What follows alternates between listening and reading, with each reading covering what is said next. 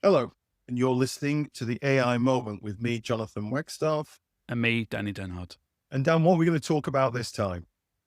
This time we're going to dive into a question that we've received in our mailbag. And interestingly, is something that I think we've both experienced in workshops and how we're engaged with companies is, how can I improve my leadership skills with AI? I've got a few. Should I dive in first and then you add your bit? Why don't you do that?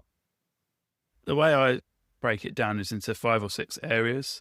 There's a theme when you listen to the pod. There's usually 3, 5 or 6 things with me. So hopefully these will help. But I actually think when you're busy and you're as a leader and you're running a company, you often don't have time to think and then organize or digest what's actually happened in a day.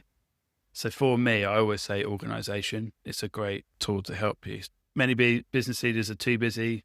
They poor at keeping their own notes, and it can be quite dangerous because then you rely on yourself and on your mind to take all of the notes and retain all of that. And although it's a muscle memory that you have, everyone drops something or misses something at some point or another. So I recommend using some of the note-taking tools, whether that's just in meetings, which I actually recommend. I'm a huge Apple Notes user and everything goes in there. That's my SLM, as I call it. It's my small language model. What I recommend to people is use the tools, so Gemini or Notion, as we've talked before, to take those meeting notes. Copilot does it well too, but I would say that Gemini and Notion are the best ones to do it because you can use your own tagging system. It will help organize your thoughts. It'll provide a summary, and it's very good at saying what the agreed next actions are. So if you want a little tip and you're not seeing that come through, in all your meetings that you're recording, suggest what the next agreed actions are, and it will pull it through in bullet points. And often in Google Docs, it'll put it through as Google Tasks. So if you need a system, that's a great one. Collaboration is one I found works really, really well. I found that often brainstorming is one area that a lot of leaders can't actually do until they're in a meeting or a brainstorm itself. So I say test your hypotheses first with AI. Talk it through, have a working idea, get it stress tested a little bit more than what you can. And your gut will tell you whether it's good or not anyway, but actually having something that's stress tested is a good idea. And then allow a framework, so a Q&A or an FAQs to be shared with the team beforehand. So it's not all on the fly, and it gives people a chance to understand your thought process. It's had some rigor, etc. Coming on that, Dan, before you go to the next one, I find the tools are very good.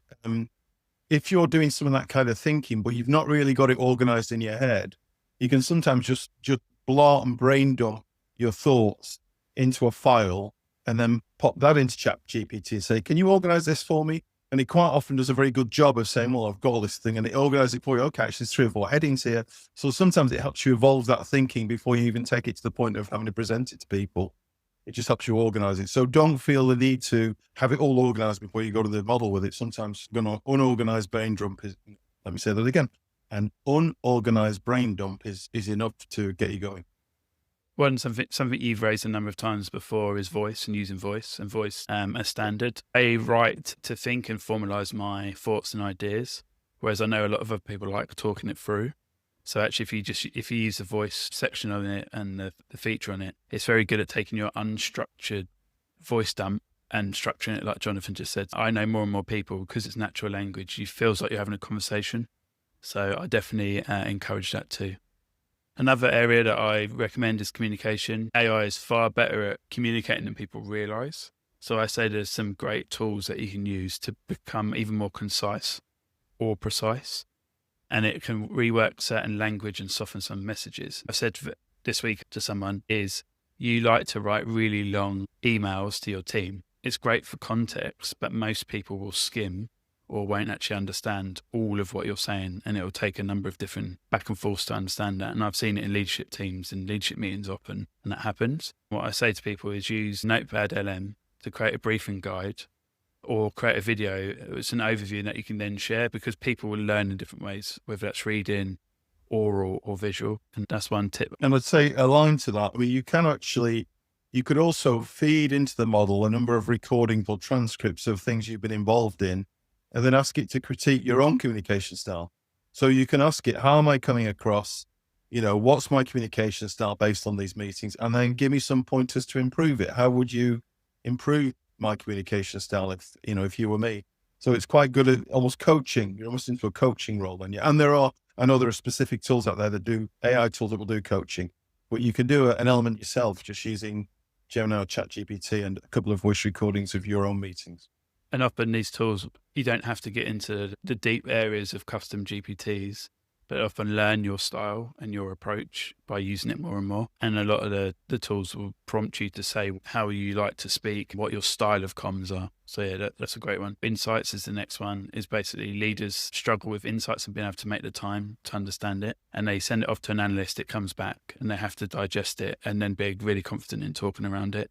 So I say often Gemini, and I got this example today actually by doing some analysis on a report that a few of us are putting out into the market. It's about marketing in 2030. And it pulled back some amazing analysis. And just by asking Google Gemini to analyze the data, it came back with some brilliant analysis. And as I had it in my Dia browser, as an AI browser, I can ask it a number of different prompts on the Google Sheet, and it could pull back insights that Google Gemini couldn't. So all these things are great use cases, and they make digestible insights for the rest of the team as well. And there's two other areas, coaching. I know a lot of people won't like the idea, but if you're struggling with core areas, it's very good at helping you evolve and talk issues through. And I tell people a lot of the time, it's like a micro coach, and it'll personalize it and it will help a lot of that side. And then on the education piece, if you use AI to improve your knowledge and improve on core areas, and I often say, if you pick 3 to 5 items that you're struggling with and you want it to learn, you can use a deep research functionality and it'll go off and create either a detailed report, or you can pump into a number of different tools to summarize it. I do an hour learning a day, and I often will prompt walking my dog or prompt later on in the evenings to come at it again in the morning. So they're my 6 different themes that I recommend. How about you, Jonathan? Well, I think you've covered it there, Dan. I mean, they are in the time we have, I think that those 6 are perfectly good to be getting on with. There'll be others that we can talk about in the future, but they're a great place to start, I would say. And if we were to wrap up and help leaders decide what the most important ones, is there a couple that you'd call out to start with?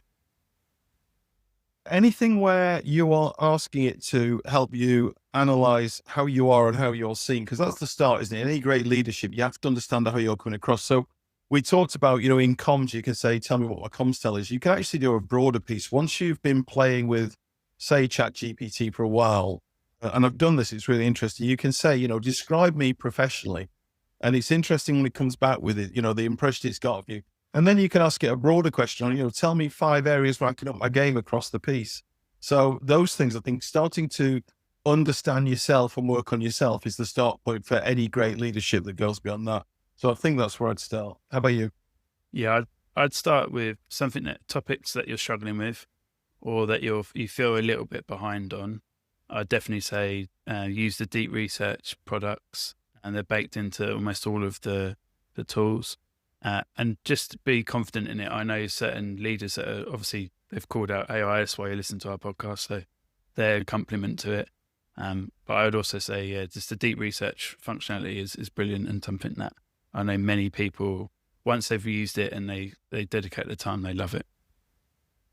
Yeah, I think it's an untapped gem, actually. The deep research tools are, it's amazing what you get. As you've alluded to before, you can get something that's like 6 weeks of consulting work, and you can get that within an hour. If you ask the right questions and ask it to go look at the right things, you get a tremendous piece of work back. So highly recommended. Maybe that's a subject for another pod. We'll talk about deep research in a bit more depth in another pod. How about that?